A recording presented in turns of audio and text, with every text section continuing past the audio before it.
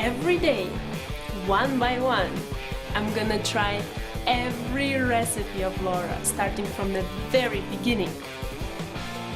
Come, join me on my challenge. Let's go! Hi everyone! My name is Ruta and welcome to the 302nd day of my challenge where I'm gonna try something I'm so happy about. I love dough recipes. I just do.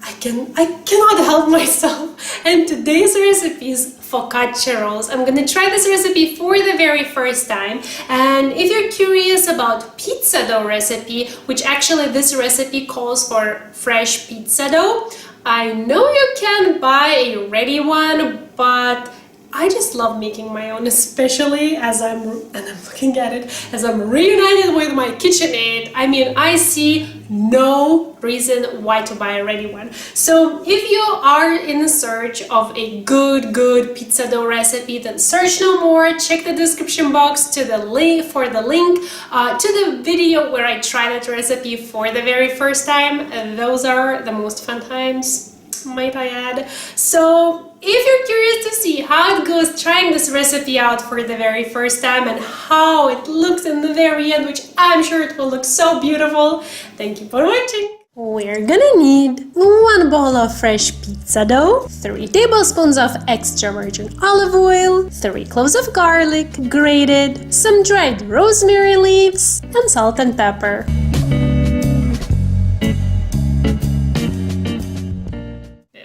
Touching the dough, I want to make a couple of preparations. The first being garlic oil. So to a small bowl, I'm gonna add the extra virgin olive oil and the grated garlic and just mix them both together.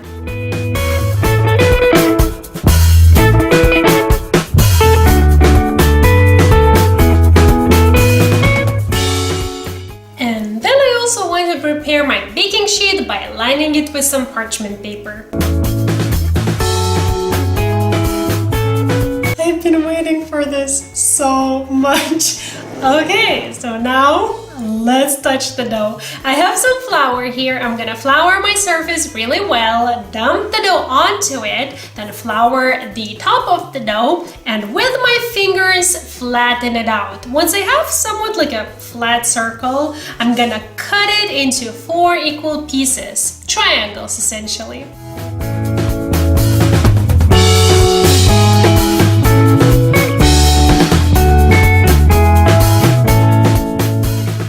Okay, now shaking off the excess flour, I'm gonna transfer these triangles onto the parchment lined baking sheet, and then with a sharp knife, I'm gonna make a few slits on the top of each one.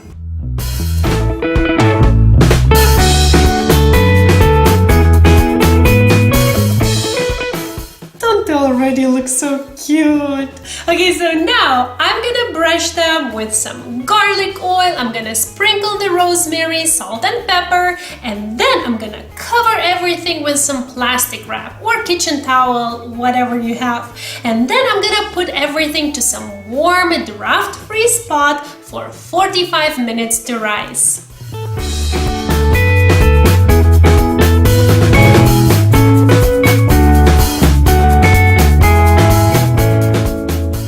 Okay, are you ready to see what's underneath this? So 45 minutes have passed. 10 minutes ago I actually turned on my oven to preheat to 200 degrees, and now, shall we peek? Like, look at them! They have grown a bit, so now I'm gonna remove the plastic wrap and put this beauty, it smells amazing, into the oven for 15 minutes.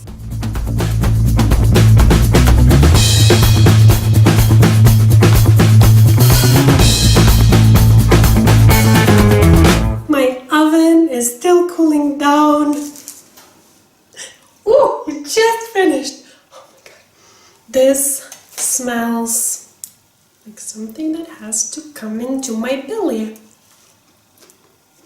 Ooh, garlicky. Ooh, so garlicky, so nice. The garlic is almost like sprinkles. It It sort of reminds like Parmigiano when you look closely. It's a bit crunchy when you're eating it. Oh my god, this is really cool. Oh, look at this. Oh, I'm hearing angels singing now. Homemade bread. I told you. I have to stop myself. I could easily finish this and all the rest. What can I say? I love it. Are you surprised? Are you really? Is it? Oh, it cooled down just enough for me to show you this.